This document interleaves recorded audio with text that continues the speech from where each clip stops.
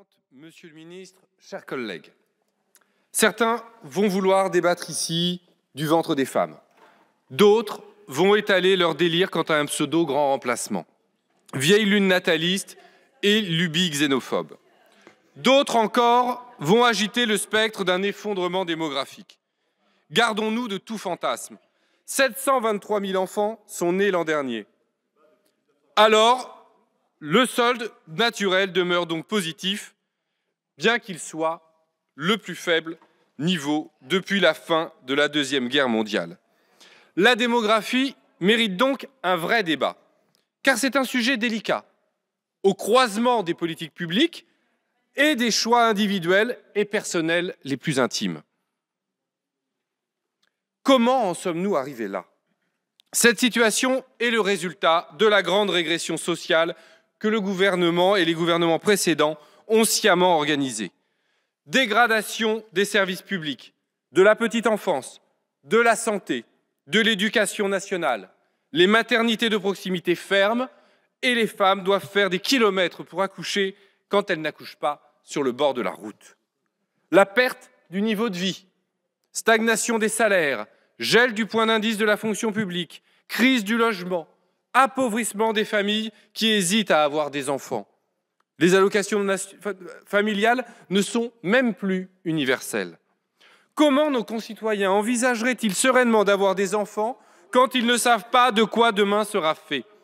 Surtout dans le contexte du dérèglement général du climat. Pour restaurer la démographie, nous devons restaurer les principes républicains. Liberté, égalité, fraternité.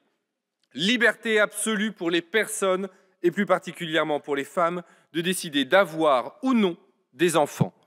Nous devons nous garder de tout discours moralisateur et paternaliste, disant aux gens ce qu'ils doivent faire. Un enfant, si je veux, quand je veux, tel doit être le seul mot d'ordre en la matière. Mais pour que cela soit possible, il faut que les personnes soient maîtres de leur destin. Il faut agir vis-à-vis des causes de l'infertilité, pour que les personnes qui décident d'avoir des enfants puissent le faire. Nous devons mettre en œuvre une stratégie nationale de lutte contre l'infertilité, agissant notamment sur les causes et sur la prévention, car il vaut mieux agir en amont plutôt que d'exposer les couples à un parcours souvent long et difficile d'assistance médicale à la procréation. En effet, ces parcours n'aboutissent pas toujours et de trop nombreuses personnes doivent renoncer à leur projet parental. Égalité, car il faut que ces familles puissent accueillir les enfants qu'ils souhaitent avoir dans de bonnes conditions, et nous avons besoin de services publics pour toutes les familles. Nous avons besoin d'un service public de la petite enfance pour éviter de confronter les parents au choix d'entre continuer de travailler et garder leur enfant, faute de place en crèche, car ce sont très souvent les femmes qui abandonnent leur carrière, parfois par choix, mais trop souvent par contrainte économique, et il faut agir sur les congés paternité et parentaux. Et on voit le résultat pour les femmes de ces choix sur leur retraite, et la réforme que propose le gouvernement ne va faire qu'aggraver les choses.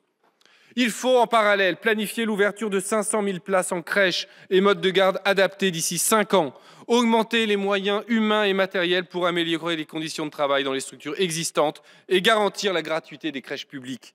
Il faut construire des logements. Des centaines de milliers de personnes attendent un logement social rien que dans mon département, la Seine-Saint-Denis.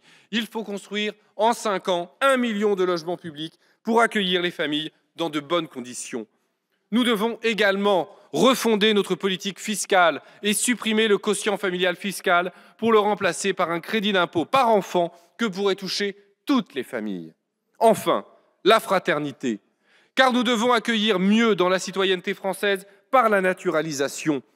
Notre peuple est un peuple politique, pas un peuple ethnique.